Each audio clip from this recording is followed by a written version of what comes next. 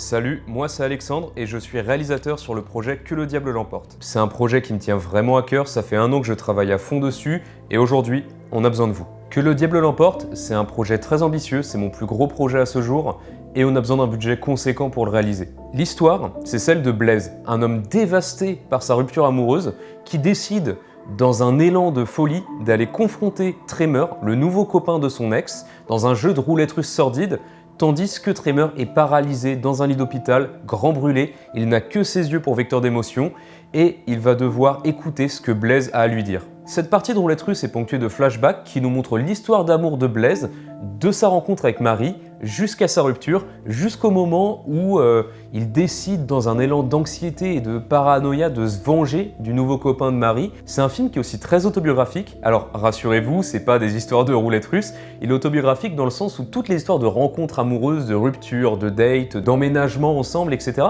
c'est des choses que j'ai pu inspirer en partie de mon vécu. Bonjour, je m'appelle Gwendal Baudrillard, je suis président de Red Eyes, qui est une association de production de courts-métrages depuis 2022 basée à Rennes. Bonjour, je suis Matteo Aremza, je suis président de l'association La Courte Prod, qui est une autre association de production, et nous on est basé dans les Côtes-d'Armor. On a choisi communément avec Gwendal de s'engager chacun avec notre association sur ce projet parce que c'est un réalisateur talentueux et qui a déjà fait ses preuves en festival, qui nous l'a proposé. C'est un projet très ambitieux sur lequel aucun aspect, que ce soit technique ou artistique, n'est laissé au hasard. Et donc c'est une belle occasion pour nos deux structures de porter un projet qui a un bel avenir en festival et en diffusion. L'intérêt d'avoir nos deux structures, c'est qu'on se consacre chacun à un pôle particulier pour assister sur ce projet. De mon côté, avec l'association, je fournirai l'assurance pour le tournage ainsi qu'une partie du matériel qu'on utilisera, ce qui économise en location. De mon côté, avec Red Eyes, je fournis une structure qui va nous permettre d'aller chercher des financements publics ou privés,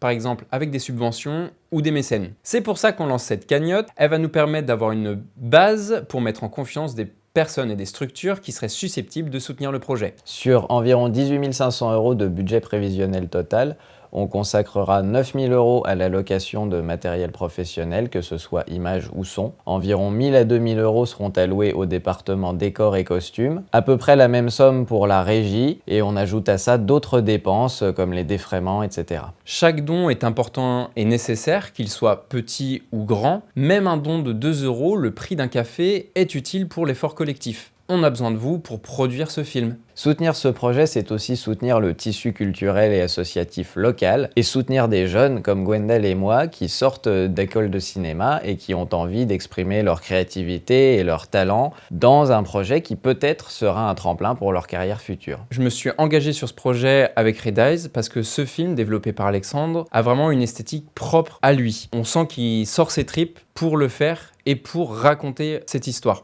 Du côté de la courte prod, on s'est engagé sur ce projet aussi pour l'esthétique qui est très riche, très fouillée avec beaucoup de références, que ce soit les références aux comics, les références au cinéma de Truffaut par exemple, et également parce qu'il y a un aspect psychologique au film qui est développé de manière très intéressante, qui est un petit peu sous-jacent mais très fouillé et qu'Alexandre amène avec beaucoup de justesse. On compte sur vous pour participer à la cagnotte et pour la partager autour de vous, à tous les cinéphiles de votre entourage. On remercie chaleureusement toutes les personnes qui participeront. C'est grâce à vous qu'on va réussir ce projet. On espère qu'il vous plaira autant qu'il nous plaît à nous.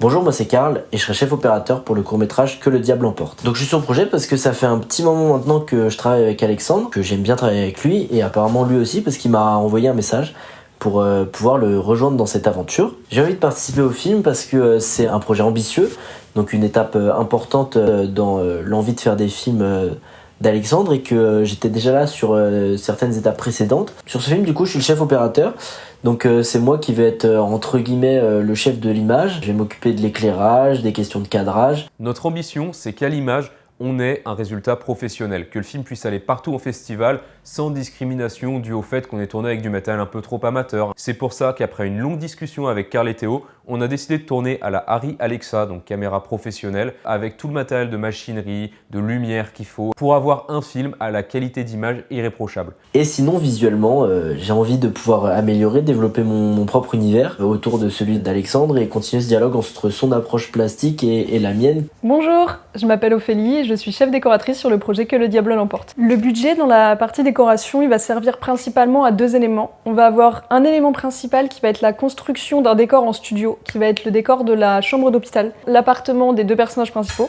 qui va donc être un appartement habité. Moi, j'ai pas envie d'acheter des meubles qui vont servir une semaine pendant le tournage et qu'ensuite on pourra mettre nulle part. Ce que j'aimerais beaucoup faire, c'est de la location de mobilier en fait, pour le gros mobilier.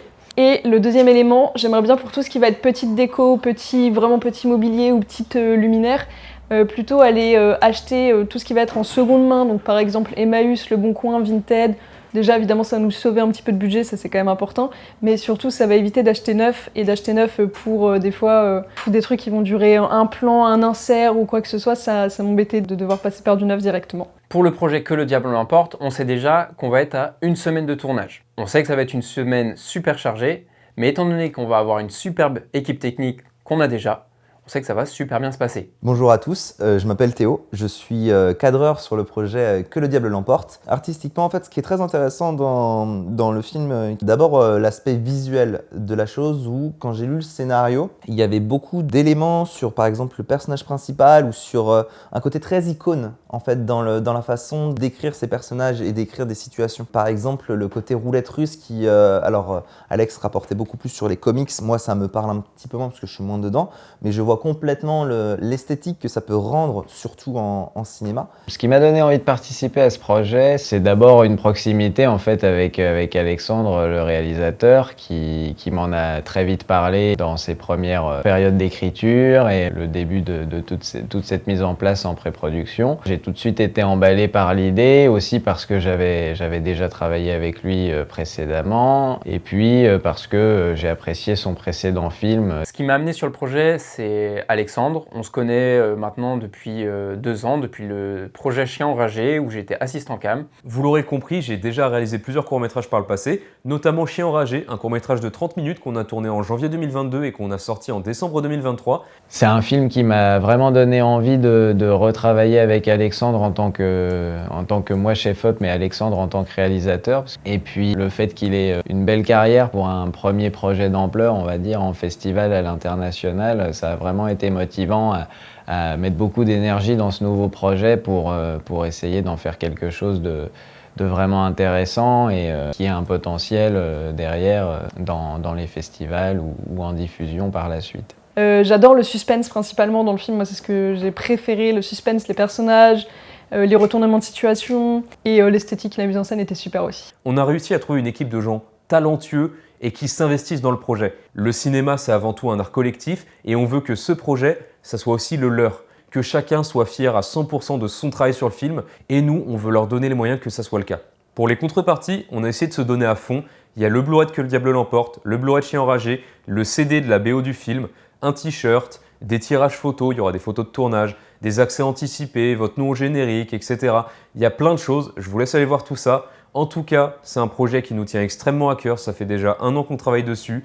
J'espère que le projet vous plaira, j'espère que vous serez séduits par l'esthétique et ce qu'on essaye de transmettre au travers de ce projet. On compte sur vous et à très bientôt.